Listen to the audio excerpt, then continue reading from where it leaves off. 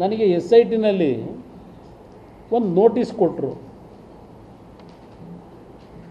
ನಾನು SITಗೆ ಆ ನೋಟಿಸ್ನ ಅಕ್ಸೆಪ್ಟ್ ಮಾಡಿ ಹೋಗಿ ಡೈರೆಕ್ಟಾಗಿ ಭೇಟಿ ಮಾಡಬೇಕು ಅಂತ ತೀರ್ಮಾನಕ್ಕೆ ಬಂದೆ 2017ನಲ್ಲೇ. ಆಗ ನಮ್ಮ ಅಡ್ವೊಕೇಟ್ ಹೇಳಿದ್ರು, ನೋಡಿ ಹುಡುಗಾಟ ಆಡಬೇಡಿ.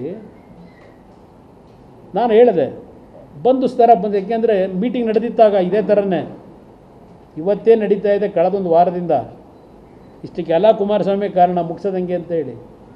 ಅವತ್ತು ಸಹ ಅಲ್ಲೊಬ್ಬ ಎಕ್ಸ್ಪರ್ಟ್ ಇಟ್ಕೊಂಡಿದ್ರಲ್ಲ, ಆಗ ಒಬ್ಬ ಪೊಲೀಸ್ ಅಧಿಕಾರಿ ಇಟ್ಕೊಂಡಿದ್ರು ಎಕ್ಸ್ಪರ್ಟ್ನ, ಈಗ ಕಾನೂನನ್ನ ಎಕ್ಸ್ಪರ್ಟ್ ಇಟ್ಕೊಂಡವ್ರೀಗ ಒಬ್ಬರನ್ನ. ಅವತ್ತು ಆ ಒಂದು ಅಧಿಕಾರಿಯ ಮುಖಾಂತರ ಒಂದು ದಿನವಾದರೂ ಕುಮಾರಸ್ವಾಮಿನ ಜೈಲಿಗೆ ಕಳಿಸ್ಬೇಕು ಅಂತ ಪಾಪ ಶ್ರಮ ಹಾಕಿದರು. ಕೊನೆಗೆ ನಮ್ಮ ವಕೀಲರುಗಳ ಸಲಹೆ ಮೇರೆಗೆ ಜಾಮೀನು ತಗೊಂಡು ನಂತರ ಹೋದೆ ಕೋರ್ಟ್ ಇದಕ್ಕೆ SITಗೆ. ನಾನು ಜಾಮೀನು ತಗೊಂಡು ಹೋದಾಗ ಹೇಳ್ತಾರಲ್ಲ ಅಧಿಕಾರಿಗಳು, ಸರ್ ಇದಕ್ಕೆ ಯಾಕೆ ನೀವು ಜಾಮೀನು ತಗೊಳಕ್ಕೆ ಹೋದ್ರಿ, ನಾವು ನಿಮ್ಮ ಹತ್ರ ಒಂದು ಸ್ಟೇಟ್ಮೆಂಟ್ ತಗೊಳ್ಳೋದಕ್ಕೆ ಬರಲಿಕ್ಕೆ ಹೇಳಿದ್ದು ಅಷ್ಟೇ ಸರ್, ಇದಕ್ಕೆಲ್ಲ ಜಾಮೀನು ಬೇಕಾಗಿರಲಿಲ್ಲ ನಿಮಗೆ ಅಂತ ನನಗೆ ಹೇಳಿದ್ರು. ಆದರೆ ನನ್ನ ಹೇಳಿಕೆ ತಗೊಂಡ್ರಲ್ಲ, ಅವ್ರು ಫೈಲ್ ಬಿಲ್ಡಪ್ ಮಾಡಿದಾರಲ್ಲ,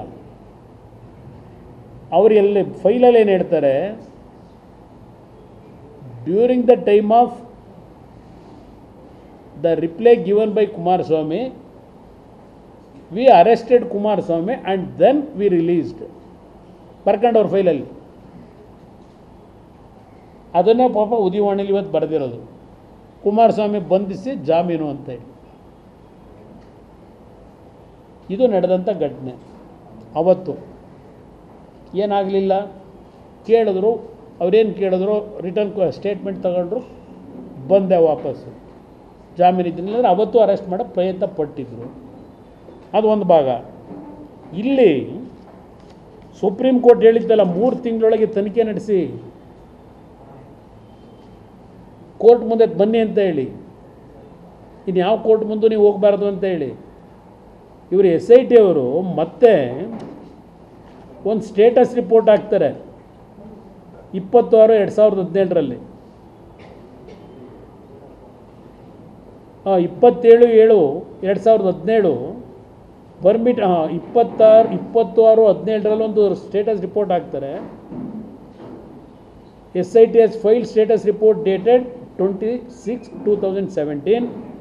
The Honorable Supreme Court by order dated 27/7/2017 permitted the SIT to go ahead with the investigation.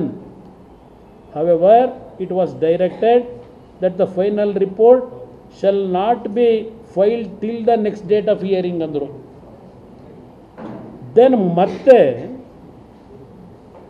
2018 ಜನವರಿ ತಿಂಗಳಲ್ಲಿ ಇನ್ನೊಂದು ಸ್ಟೇಟಸ್ ರಿಪೋರ್ಟ್ನ ಫೈಲ್ ಮಾಡ್ತಾರೆ SIT ಅವರು 2018ರಲ್ಲಿ. ಆಮೇಲೆ ಅವ್ರ ಜೊತೆನೇ ಸರ್ಕಾರ ಮಾಡಬೇಕಾಯ್ತು, ಕುಮಾರಸ್ವಾಮಿ ಮುಖ್ಯಮಂತ್ರಿ ಮಾಡ್ಕೊಂಡ್ರು. ಇಷ್ಟೆಲ್ಲ ಪಾಪ ನನ್ನ ಮೇಲೆ ಕೇಸ್ ಹಾಕ್ಸಿದವರು ಸಿದ್ದರಾಮಯ್ಯನವರು ಜೈಲಿಗೆ ಕಳಿಸೋಕ್ಕೆ, ಕೊನೆಗೆ ಅವರೇ ಮುಖ್ಯಮಂತ್ರಿ ಮಾಡಬೇಕಾಗಿ ಬಂತು, ಆ ಪಕ್ಷದವರೇ ಮಾಡ್ಕೊಂಡಿದ್ರು.